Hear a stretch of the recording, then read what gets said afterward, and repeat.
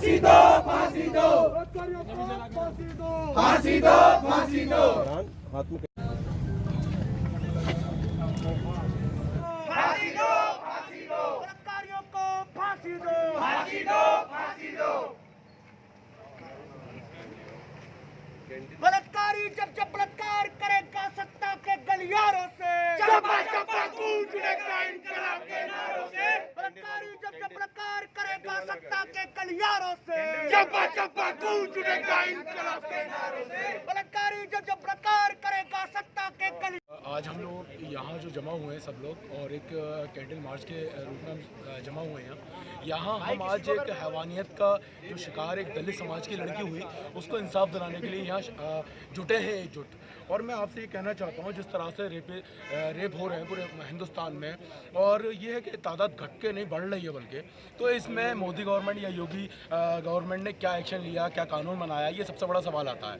और मेरा मानना ये है कि इसके लिए जो भी रेपिस्ट हो आज के वक्त का या जो भी रेप करने की सोच है किसी के जहन और दिमाग में भी आए तो उसे फ़ौरन गोली मार देना चाहिए या उसके लिए कोई फांसी जैसी सज़ा एक फांसी जैसी सज़ा पूरी तरीके से लगा दी जाए ताकि एक रेपिस्ट करने से पहले सोचे कि किसी लड़की के साथ बदसलूकी करना, किसी के साथ हैवानियत की तरह हरकत करना उसे कम से कम उसका सबक मिले। क्योंकि आपको देखा जिस हिसाब से इस लड़की के साथ बदसलूक हुई, हैवानियत हुई, ज़बान काट दी गई, रीढ़ की हड्डी बेकार कर दी गई, तो वो लड़की तो जीते जी जिंदा लाश बना दी इन लोगों ने।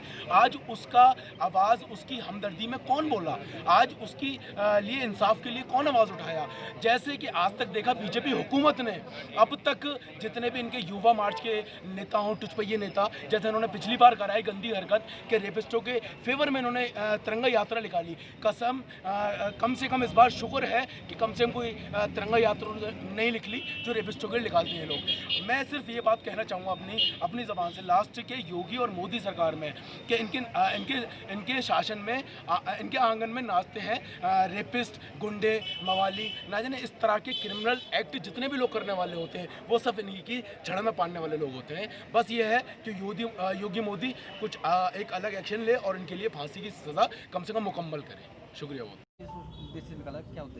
देखिए, जैसा कि आप सभी को मालूम है कि एक शेड्यूल कास्ट की हमारी एक बहन जिसका नाम मनीषा था, उसको 14 सितंबर 2020 के दिन हाथरस के चंदुपा थाने के इलाके में कुछ लोगों ने, 4-5 लड़कों ने जो अपर क्लास से आते थे, उन्होंने उसके साथ बहुत बुरी तरीके से गलत काम किया, रेप किया उसके बाद उसकी ज़ुबान को काटा, फिर उसकी बैकबोन जो जिस रीढ़ की हड्डी से बोलते हैं उसको ख़राब कर दिया।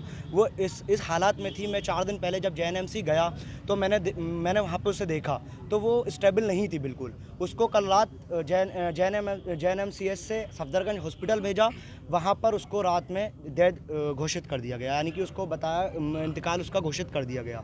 तो ये बहुत ज़्यादा शर्मनाक बात है हमारे लिए भी और एडमिनिस्ट्रेशन के लिए भी, क्योंकि जिस तरीके से मैंने अभी मेमोरेंडम में ही पढ़ा, बीजेपी के 6 सालों में 33,000 से ज़्यादा केस, रेप केस अब तक सामने आ चुके हैं और अभी तक गवर्नमेंट ने इसके लिए कोई भी एक कानून ऐसा नहीं बनाया है जिससे इन बलात्कारियों की हिम्मत बढ़ने से रुके, जिससे बलात्कारी डरें। क्या होता है, बलात्कार कर देते हैं, कुछ टाइम बाद जो सत्ता में इनके लोग बैठे हुए हैं वो इनको बाहर निकलवा लेते हैं। तो ये ज़रूरी नहीं है कि वो लड़की किस कम्युनिटी से आती है, ये ज़रूरी नहीं है कि वो दलित है, वो वाल्मीकि है, वो हिंदू है, वो मुस्लिम है, वो सिख है।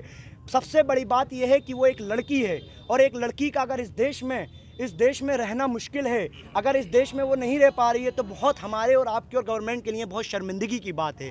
इसके लिए एक बहुत ज़रूरी कानून बनना चाहिए, जल्द से जल्द ऐसे रेपिस्टों के लिए कानून बनना चाहिए, ऐसे बलात्कारियों के लिए कानून बनना चाहिए कि जैसे ऑन दी स्पॉट उसके खिलाफ एक्शन होना चाहिए। ये नहीं कि महीनों से कोर्ट कचहरियों में डालकर और फिर बाद में उसे छोड़ दें जब तक मामला ठंडा हो जाए। तो ऑन दी स्पॉट वाला एक्शन होना चाहिए इन बलात्कारियों के लिए। मेरी गवर्नमेंट से यही।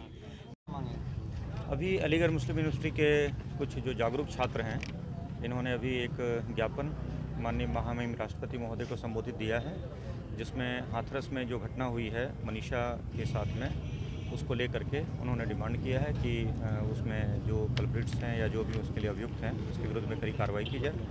हमने यह ज्ञापन प्राप्त कर लिया है और नियमतः माननीय राष्ट्रपति महोदय तक भिजवाएंगे।